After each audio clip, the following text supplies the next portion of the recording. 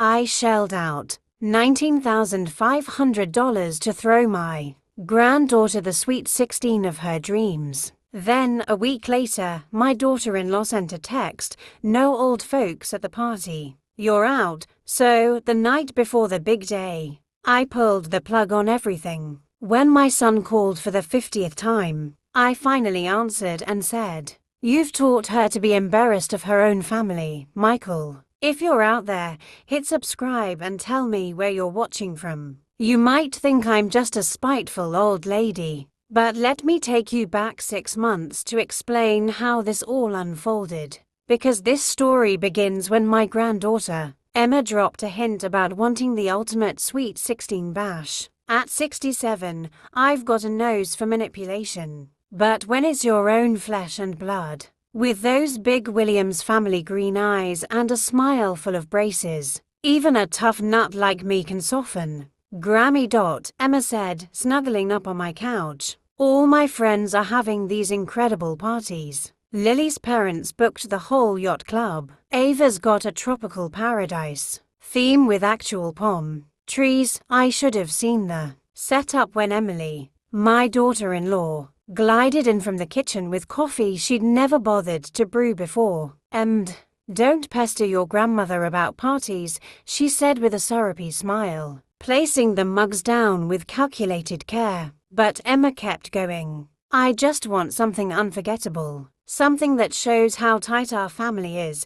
The word family hit me hard. Since my husband Richard passed 2 years ago, moments with Emma have been my lifeline. Michael's always swamped with work, and Emily, she barely tolerates me. What's your vision, sweetheart? I asked, already feeling myself get sucked into the plan. Emma's face lit up. There's this place, Riverfront Manor.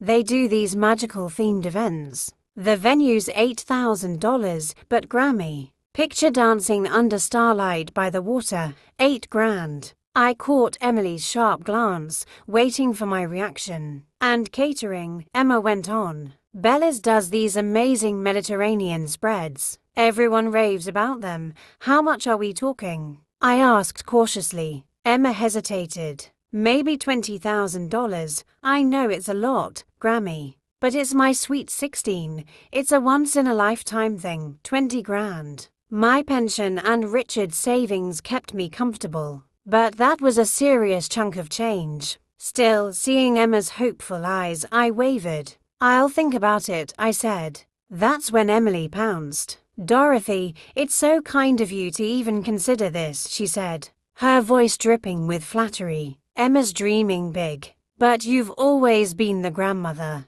who makes magic happen. The praise felt heavy, like a sales pitch. 3 days later, Emma called, sobbing. Lily's mom said my party won't measure up if it's just some backyard cookout. Grammy, I'll be a laughingstock. That night, I wrote the first check. Before you roll your eyes at me falling for this, let me explain my family. Michael's my only child. When his dad left us when he was 12, it was just us against the world. I worked double shifts at the clinic, scrimped for his college fund, and watched him become an architect I was proud of. He married Emily at 36, giving me the granddaughter I'd always wanted, Emily Patterson. Williams came from old Milwaukee Moneythink Trust funds and lakefront cottages. When Michael first brought her home 7 years ago, she was polite but distant, like she was sizing me up. She's just particular, Michael would say when I mentioned feeling uneasy. 7 years later, I was still waiting for her to warm up. But Emma, she was my heart. While Emily built her interior design empire and Michael worked 60-hour weeks, I was the one teaching Emma to make brownies, taking her to art galleries, listening to her middle school gossip. Or so I thought. After that first check for the venue, the requests snowballed. Custom decor from a trendy shop in Wicker Park, a DJ who'd spun for a list events, a photographer who charged more per hour than I earned in a week. Grammy, everyone's going to be posting pictures, Emma said during a shopping trip, showing me Lily's party photos that looked like a Hollywood gala. These are gorgeous, sweetheart, I said. But it's pricey, Grammy. These pictures will last forever. When I'm old like you, I'll show them to my grandkids, old like me. The words stung more than they should. Each time I hesitated, Emily swooped in with the perfect line. Dorothy, you know how teenagers are. Image is everything at this age. By month 3, I'd spent $15,000. By month 5, $19,000, and all along, I felt this growing unease I couldn't pinpoint. Something about Emily's gleam when I opened my checkbook. Something about Emma's requests coming with pre-researched price tags. Something about how neither asked if I could afford it. But family helps family, right? The breaking point came when Emily suggested I cover Emma's dress shopping at a high-end boutique downtown. The dress is the heart of the event, Emily said. Already scrolling the store's website, Emma found this stunning gown. But it's $2,500 too.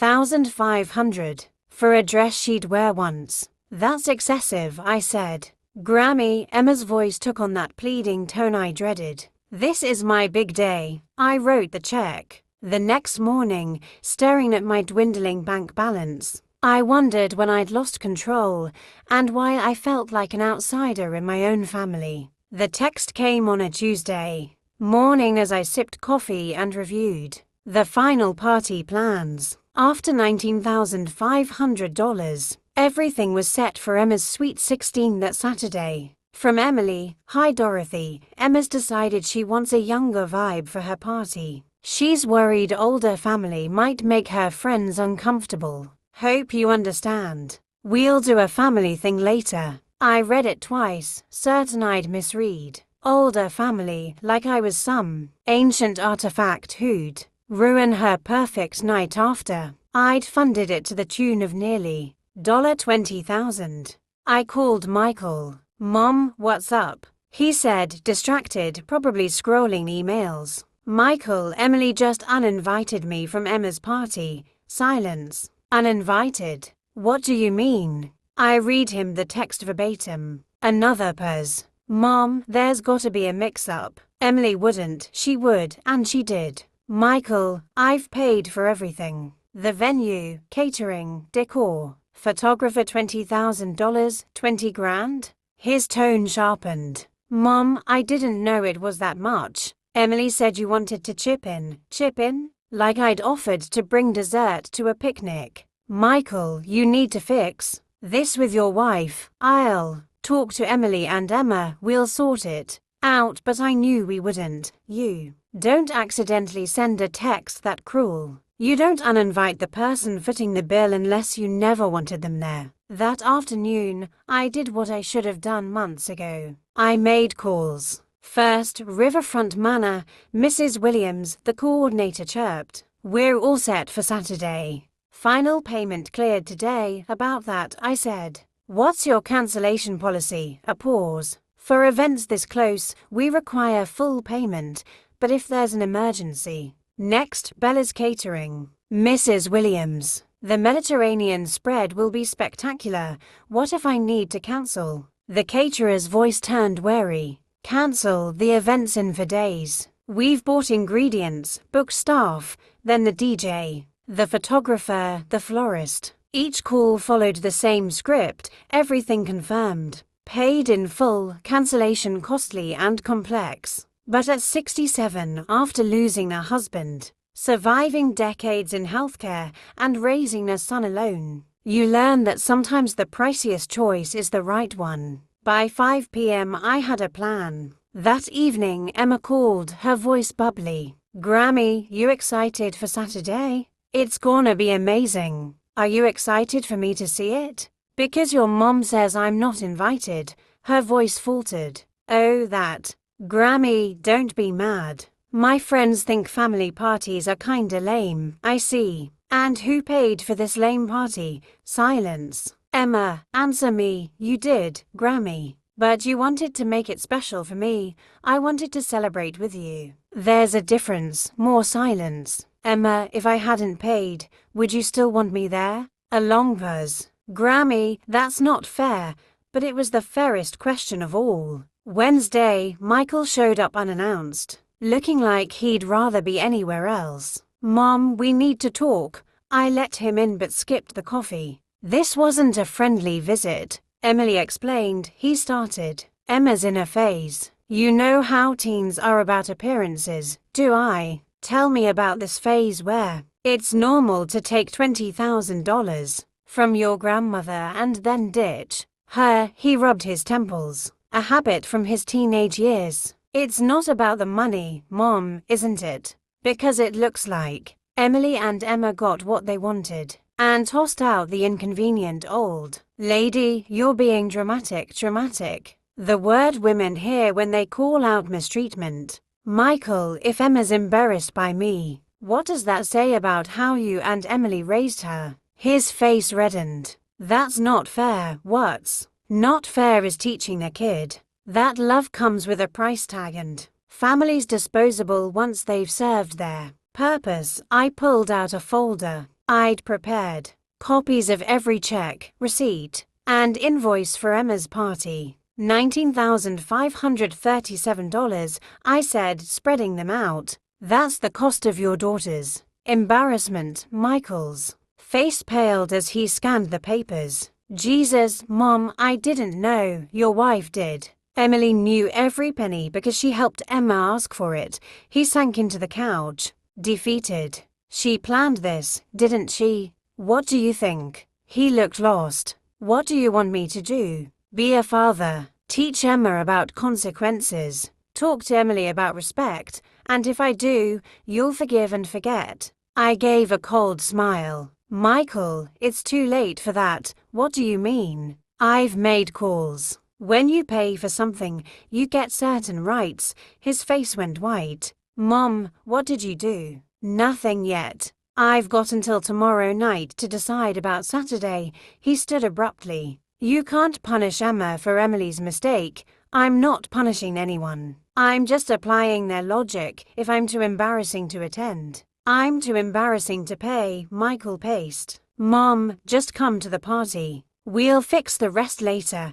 You're asking me to pay $20,000 to be tolerated by my own family? He stopped, a flicker of respect in his eyes. What would it take to keep the party? I leaned forward. Emma calls, not texts, apologizes sincerely for treating me like a cash machine. Emily owns what she's done. And you promise this manipulation stops. Reasonable, he said, leaving with promises to fix it. But I knew some things couldn't be fixed. Thursday passed without a call. Friday morning, a group text from Emma to me, Michael, and Emily. Can't wait for tomorrow. Best day ever. Love you all. As if nothing had happened. I replied, have fun, sweetheart. Emily texted me privately, Dorothy, thanks for understanding. We'll send you lots of pictures. She thought I'd be grateful for scraps of a party I wasn't welcome at. At noon, Michael called.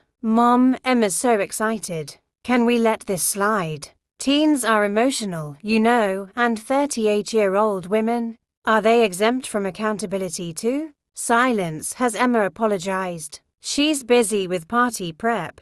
Has Emily admitted anything? Another pause. Emily thinks you're blowing this out of proportion, so taking $20,000 and uninviting me is a minor hiccup. He had no answer because we both knew Emily's intent. By 3 p.m. Friday, I made my choice. I called Riverfront Manor.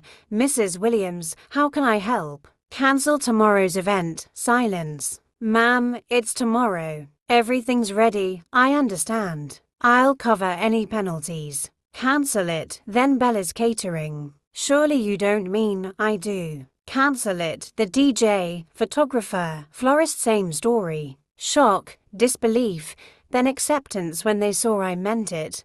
By 5 p.m., Emma's dream party was gone. At 7:30, my phone started ringing. Michael, I let it ring 53 times before answering at midnight. Mom, what did you do? His voice was raw, probably from yelling at Emily, maybe Emma, definitely at his own failures. I made business decisions about services I paid for. Mom, Emma's party is tomorrow, is it? I wasn't invited, so I lost track. You can't do this to her. And then I said what I'd been holding in for years. Michael, you and Emily taught Emma I'm too embarrassing to celebrate with. I'm just agreeing with you. Silence stretched so long. I thought the call dropped. Then, small and broken, Mom, please. Emma's crushed. Her friends were coming. She's been planning this for months. She has. She mentioned being grateful to the grandmother who made it possible. She's just a kid. She's 16, Michael. At 16, I was working to help my family. At 16, you were tutoring kids after school. She's old enough for gratitude and respect. Emily's voice hissed in the background, too muffled to hear. Emily wants to talk, Michael said. I'm sure she does. The phone rustled. Dorothy, Emily's voice was ice. I don't know what game you're playing, but you're hurting an innocent girl, am I? Because this innocent girl was fine hurting her grandmother. Emma didn't mean to hurt you. She was avoiding awkwardness with her friends. What's awkward about me attending the party I paid for? Kids feel different with adults around, adults like the one who funded it. Emily faltered. You offered to help. Did I? Or did you and Emma ask, with price lists in hand? Silence. When did you plan to uninvite me? Before the first check or after you got everything? More silence. Here's what happens next, I said. Tomorrow Emma learns about consequences, and you learn about respect. You can't ruin a child's day because your feelings were hurt. Watch. Emmy. I hung up. The phone rang again. I turned it off. Saturday morning was grey and damp, fitting the mood. I made coffee, eggs, and sat on my porch watching the neighbor's cat prowl my yard. Peaceful, unlike the chaos that would have been at Riverfront Manor. At 9:30, my doorbell rang. Through the peephole, Emma, in pajamas, eyes swollen from crying. I opened the door. Grammy, her voice broke. My friends, they're all expecting. Seeing her, I felt a twinge of regret. This was still my granddaughter, the girl who'd begged for extra bedtime stories. But she was also the young woman who'd taken thousands while planning to exclude me. Emma, why was it okay to take money from someone you'd uninvite? Her face crumpled. I didn't, Mom, said Grammy. I never meant for this. What did you mean? I wanted a perfect party like everyone else, and that couldn't include me? Her silence was answer enough. Oh, sweetheart, I said softly. What kind of person are you becoming? She broke, sobbing on my doorstep like the child she still was. And that's when I realized this wasn't just about payback. I invited her in, poured her juice, set out tissues. Grammy, can't you fix it? Call everyone back, say it was a mistake. I sat across from her. Emma, do you see what you and your mom did to me? We hurt you. I'm sorry, it's deeper than that. You showed me how you see me, where I fit in your life. She wiped her nose. I love you. Grammy, do you? Or do you love what I can give you? The question landed hard. When's the last time you called just to talk, not to ask for something? Her face reddened with shame. When's the last time you asked about my life? How I'm coping since Grandpa Richard died, if I'm lonely? She had no answer. The doorbell rang. Emily, looking disheveled, stormed in. Where is she? Emma, car, now, Mom. I'm talking to Grammy. You're manipulating her. Just like she manipulated us. I laughed. What did I manipulate you into? Emily. You made us think you wanted to help. I did. I also wanted to attend. That was never discussed. Emma looked at her mom. Did you always plan to uninvite Grammy? Emily's pause spoke volumes. Mom, Emma pressed. Did you? Emily's face hardened. Emma, you wanted a friends-only party. I wanted it to be cool.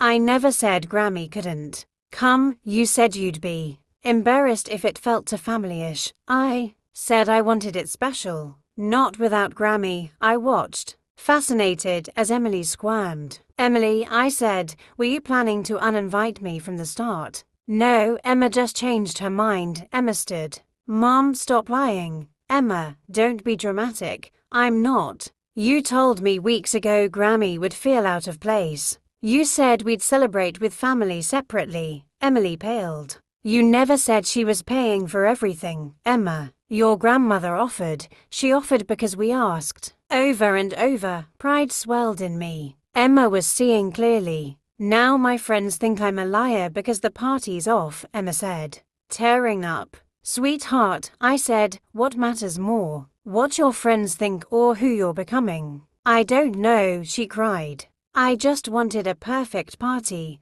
Emily snapped. Stop blowing this up. Your grandmother's being spiteful.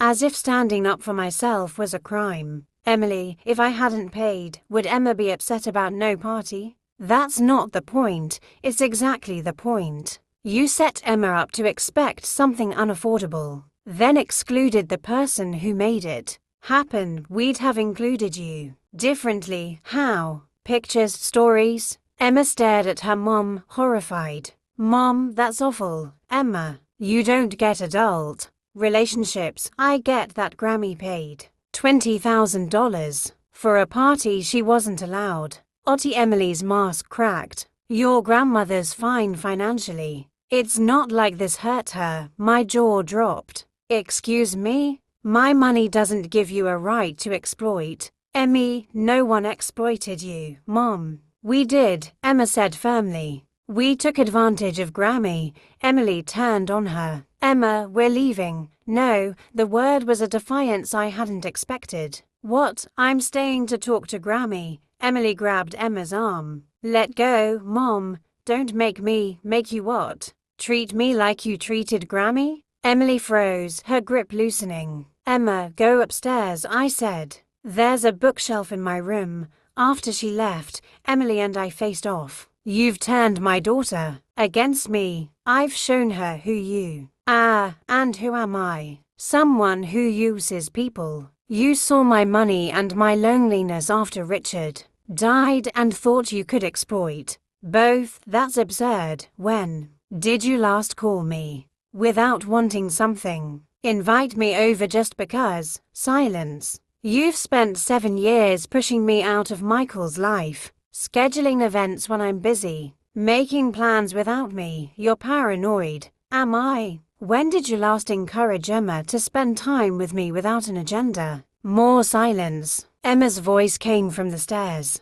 Mom, Grammy's right. She'd been listening. Holding a photo album from my nightstand, pictures of Richard, Michael, Emma as a baby. Look at this, she said, showing a photo from her 9th birthday. I was helping her cut cake. Emily was in the back, on her phone. Another, Emma's school recital. I was front row, cheering. Emily was chatting in the back. Her middle school graduation, I was hugging her, beaming. Emily was turned away. Grammys in all my big moments, Emma said. Mom, you're there, but not there. Emily's face fell. Emma, I was there physically. Grammy was present. There's a difference. Emma turned to me. Grammy, I'm so sorry. Not just for the party, for taking you for granted. For letting Mom make you feel unwanted. I want to be better. My heart broke open. 3 weeks later, I sat in my lawyer's office, reviewing papers I never thought I'd need. Sure about this, Dorothy? Marcus asked, brow furrowed. I'm 67, Marcus. Richard's gone, my son's learned nothing. And Emily's exactly who I feared. The party fallout hadn't stopped. Emily's manipulation. First, guilt trips, texts about Emma's trauma, voicemails about her crying herself to sleep, claims I'd scarred her. Then threats, hints I wasn't fit to manage my finances, that Michael should step in. The final straw. Emily called my bank, posing as my concerned daughter-in-law, fishing for account details. She was persistent, the manager told me. That's when I called Marcus. This trust is airtight, he said, scanning the documents. You're protecting your assets. But it'll stir up trouble. The trouble's already here. I'm just done ignoring it. Walk me through it, Marcus said. Everything house, investments, Richard's insurance goes into the trust. Emma gets an untouchable education fund. Michael gets a small inheritance when I'm gone, but only if he respects our relationship. If not, it goes to charity. A big incentive, it's a test. If Michael picks Emily's games over me, he's not the son I raised. Marcus nodded. Immediate changes? House transfers to the trust tomorrow. Accounts restructured. Emily wakes up Monday with no financial access to me. She be livid, she be herself, just without the mask. And Emma, I smiled. She calls daily now, real talks about school, friends, whether to join the drama club. She's asked about Richard, our life together. That's progress. She's becoming who I knew she could be. Marcus gathered the papers. It'll be ready Monday. No turning back. Good, I haven't felt this free in years. That night, Emma called. Grammy, are you changing your will? Word spreads fast. How do you hear? Mom was yelling at Dad about it, saying you're manipulating us. What do you think? I think Mom's scared because she can't control you anymore. 6 months later, Emma graduated high school as valedictorian. I sat front row, tears streaming as she spoke about integrity, courage, and the people who hold us accountable. After, she found me. Grammy, I've been thinking about the party. I know you were hurt, at first, yeah, but I realized you loved me enough to let me be mad if it meant teaching me something. What did you learn? Real love isn't giving people what they want, it's helping them grow. And you can't treat people badly and expect them to take it, even if they're family. I nodded, proud. Mom needed that lesson too. I glanced at Emily, standing apart, barely acknowledging me. The trust had done its job, stripping her financial motives and revealing her true colors. Grammy, do you regret it? I regret it was necessary. I don't regret standing up for myself. Dad says you've changed, have I? You're stronger, more you. She was right. I'd spent years shrinking to fit their expectations. Now, I was done. Emma started college with a full scholarship and a trust fund Emily couldn't touch. Michael and I met for coffee weekly, rebuilding on mutual respect. Emily kept her distance, and me? I learned that sometimes love means saying no to someone's worst instincts, even when it costs everything you thought you wanted. That $19,500 bought me something invaluable. The knowledge that I'm worth more than convenience or obligation. Thanks for listening. Subscribe, share your story below. Your voice matters.